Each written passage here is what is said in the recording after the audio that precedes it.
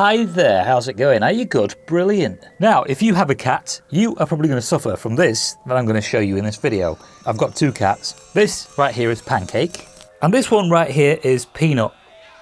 I think she's sniffing that for some reason, but yeah, cats usually scratch on stuff, and these posts right there is what these guys scratch on. Now, for the most part, I've been pretty lucky with these cats because they don't scratch on anything else in this house. That was up until I noticed something about a year ago, and this is what I noticed. Right, so this is problem number one. You see this door? This door used to close by itself because of the hinges that were there. I changed the hinges, two of them, and now it's completely fine. But because of what used to happen, the door used to close by itself, and cats were trapped. Well, one cat in particular, Peanut, and he caused a bit of damage. Not much of an issue really. There's only a little bit of damage on this side. So yeah, I changed the hinges and then the door stopped closing by itself, and no more trapped cats. However, do you see what we have down here? See that weird thing right there on the bottom of the door? This thing right here, this is plastic. And you see these are claw marks. Alright, so here we've got another angle, and as you can see, that right there is a big gouge in the door. So what I've done is I've put this plastic piece on here just to protect it, and as you can see, what's happened here in the plastic is there's been a hole made, and that is because there's a bit of a gap underneath the plastic, so it's soft in that area. Now, Pancake doesn't do this sort of damage. She can slice your finger and you won't even feel it until it starts feeling itchy, and then you look at your finger and it's half off. But Peanut, on the other hand, has a lot of torque. He's got a lot of power.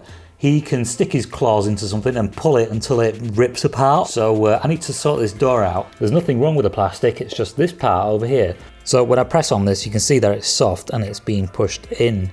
Whereas any other part of the door, it doesn't happen to. Alright, so I've taken off the plastic, and that is the damage right there. So this, by the way, is fairly light damage compared to what happens in some houses. I've seen one house that was for sale actually. I went to go see it, and some of the walls, some of the corners of the walls were pretty badly damaged, and the guy said it was because of his cat. Now, this is a really weird story because later on, when I moved into this house, I saw a cat that was for sale. They had a few kittens, and I went to go pick one up. Well, I sent somebody, and that cat that they had that was damaging their walls was the cat that had Peanut. So that house that I went to go see that was for sale was the house that I got Peanut from, eventually a year later. Right, so anyway, I'm gonna have to sort this door out now. So once this door is sorted, I'll put some more plastic over this. So the way I'm going to sort this door out is basically by using some wood filler.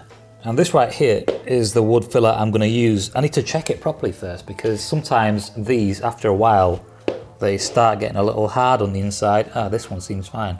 Nice.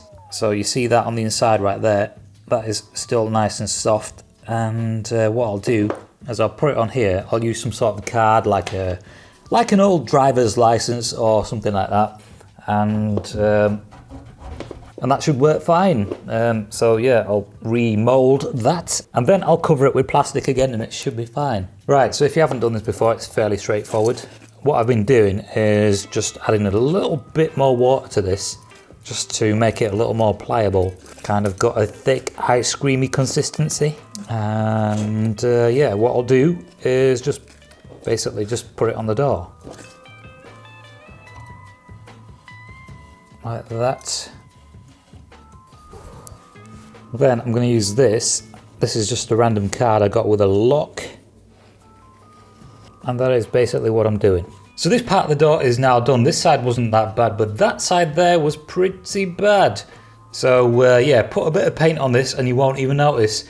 If there's any small, minute holes, the paint will probably cover that up too, so yeah. This part of the door, however, having a bit more of a gouge, is going to take a little longer to dry. What I could do is cut out a new piece of plastic to cover this with, and maybe just cover it because it will dry eventually. I was going to sand this down and make it look nice and pretty, but it's going to be covered anyway, so yeah, might just cover it. Now, what I was using to stick the plastic to the door with is this. This is double-sided tape, and it's a paper-based tape. It is roughly, I think it's a little over 12 years old, but I've got something else I'm going to use, and that is this. So that is 3M tape, and it's made for cars. As you can see, it's exterior mounting tape. So let's say you've got some sort of a spoiler, some sort of a wing you want to put on your car. The big ones would be bolted down, but if you've got one of these small lip spoilers, they would go on with this. So hopefully it should be pretty strong, because sometimes this one sort of detaches itself. But yeah, I've got this, thought I might as well try it out. Also double-sided, because otherwise it's not going to work. And the type of plastic I use is this. So you can get this with like perfume bottles and stuff. This was diamonds, whatever that is. All right, yeah, there's a little, there we are. We have a little picture of what this item was. So yeah, since I've been putting this stuff on the doors, anytime I buy something and it's got this on it, I usually save it. Comes in quite handy, as you now know. Previously what I tried doing was using a Red Bull can, but that didn't quite work out because the can was a little smaller than I would have liked. If it was a little wider, it would have wrapped around the door quite nicely, but unfortunately it wasn't. And also, when I was pressing it against the door to stick it down, I cut one of my fingers. Wasn't bad, but was very annoying. This, however, is a lot easier to work with, and as you can see, it bends quite easily. Plus, it's also clear, so it's not going to look weird on your door. Alright, so basically what I've got is this. And this is going to be put on like this. Right, so what we have now is this, and the fun part comes when it's time to take these off. So I'm going to use a razor, and I'm just going to sort of go like this and eventually peel that off. Can't quite do it with the camera in my way. Right, there we go, finally. Right, so that's that sorted, but I might put another one above it. Right, there we go, that is now done. It kind of looks a bit of a mess, but it's really not that bad. It's mainly because of the shadows that are being cast. So the good thing about using this clear tape is you can see where it's stuck and how well it's stuck. But it does seem a lot stronger than the other tape I was previously using. So yeah, there we are. And I'm pretty sure I'll be doing this again at some point, hopefully no time soon. Just thought I'd make this video just to show you what to do in case you're going through this same sort of a thing. Just maybe paint your door before you actually, you know, finish up the way I did. By the way, talking about painting doors, I didn't paint this door was painted before I moved in. I don't leave these types of drips when I paint.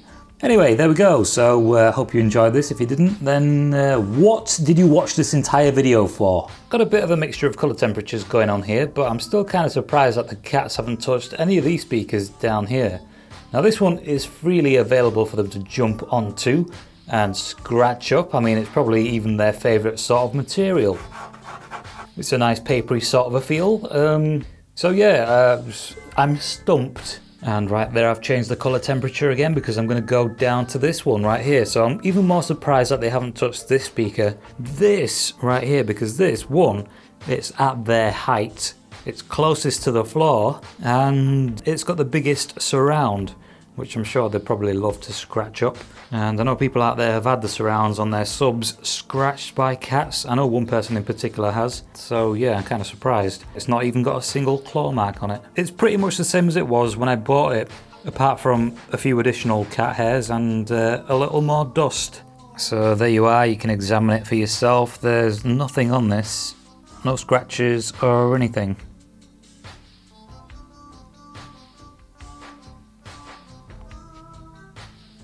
So yeah, not only does a sub not have scratches, the box is scratch free too.